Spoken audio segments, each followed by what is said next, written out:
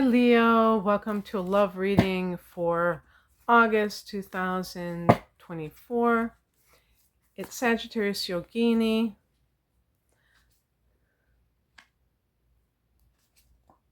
Oh, two cards came out. All right. They're both pretty interesting cards.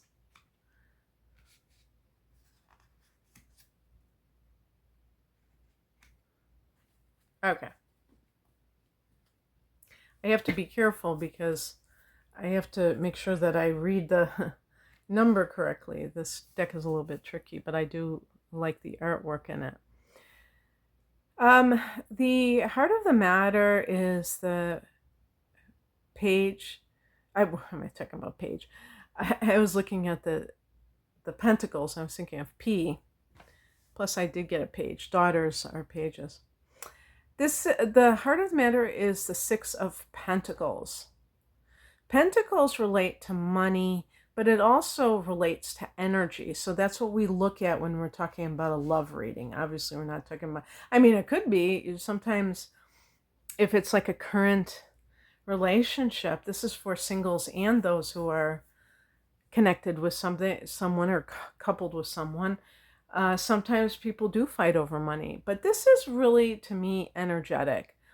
This card to me represents oh, let's make sure here. Yeah, I was making sure it wasn't a 7 because sometimes somebody corrected me and I was like, oh man, I have to do this all over again. The Six of Pentacles can be give and take, meaning that a person is putting energy into a relationship, but are they getting it back? We're not talking about tit for tat. I give to you, so you give to me, and it's like about keeping books on who did what. It's just that it's coming naturally. The person or the other person wants to give. It's not like they're, having to drag their feet when it comes to these matters. They really, like you call them and they really want to call you back. You don't have to keep calling them to try to get them to give you the time of day.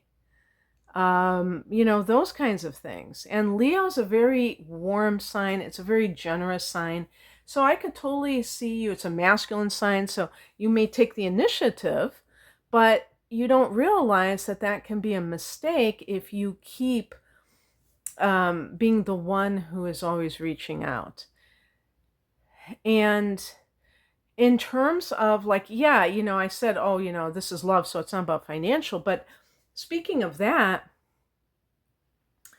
and I think this can work both ways with, I'm not talking about same-sex relationships because I couldn't talk about the dynamics of that. I'm sure they would follow along the same lines as heterosexual relationships, but it's much easier to talk about it like symbolically, the male energy versus the female energy, because we have women who may be wining and dining a man and getting him very used to that kind of a lifestyle. A Venus woman, a Leo woman.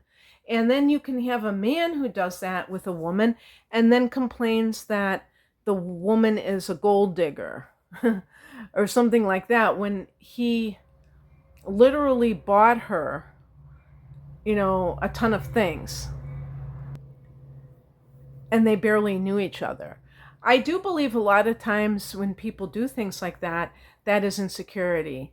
It is also generosity, but when you're giving to get, there's an ulterior motive. And so you have to be very aware of your motivations for doing what you do, because forget about it, even if you have a lot of money and it's no skin off your back.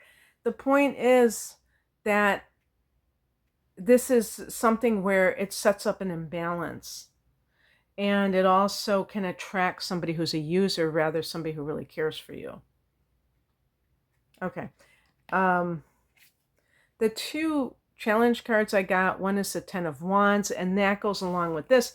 That's about maybe carrying the burdens for somebody else that they need to carry on their own, like you're doing the heavy lifting in the relationship, or you're being codependent and you're trying to solve somebody else's problems.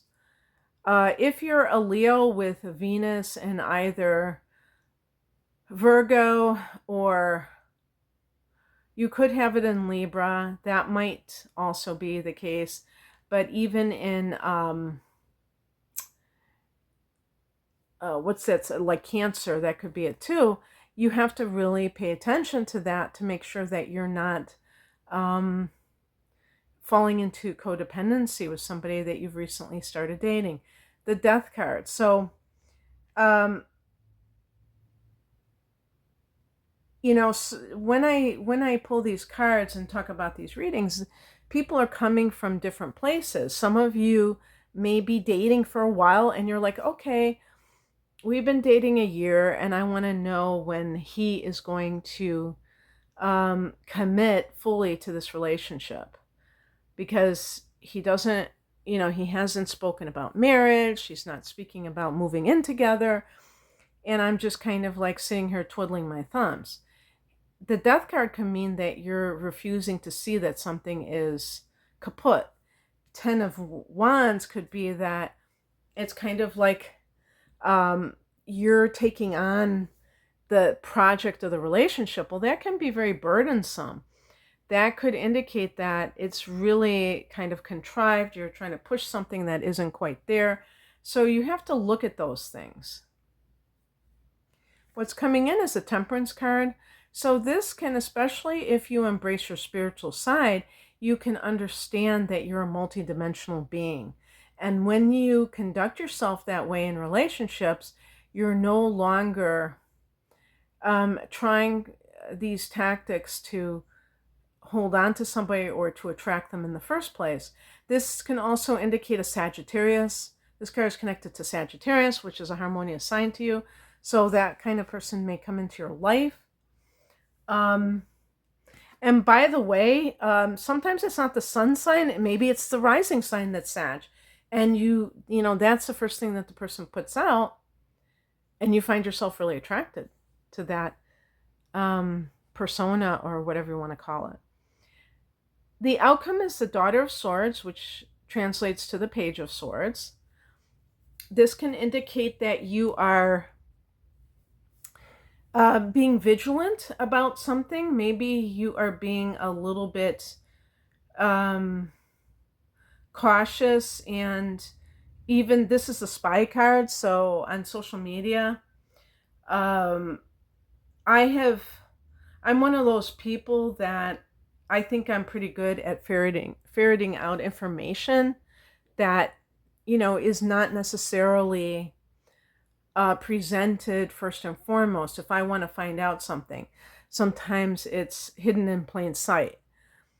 And you may be doing this because you want to find out what's really going on with something, because you can feel that something isn't quite right, that it's like maybe you're even physically exhausted and feeling drained from this relationship. And I think when relationships are lopsided, that can occur as well. But it's really about, you know, watching your back romantically, and you know, maybe you get carried away. You might be a wild romantic, Leo, and therefore it's easy for you to get carried away. But then eventually you come to your senses and you're like, okay, if something doesn't feel like it's gelling, then I could see you totally going, aha, let's see what's really going on. What's with this other person? Maybe they keep making excuses why they can't commit and whatnot. All right, that's what I have for you, Leo. I hope that this resonated. If you would like a private reading, the link is below. Take care. Bye.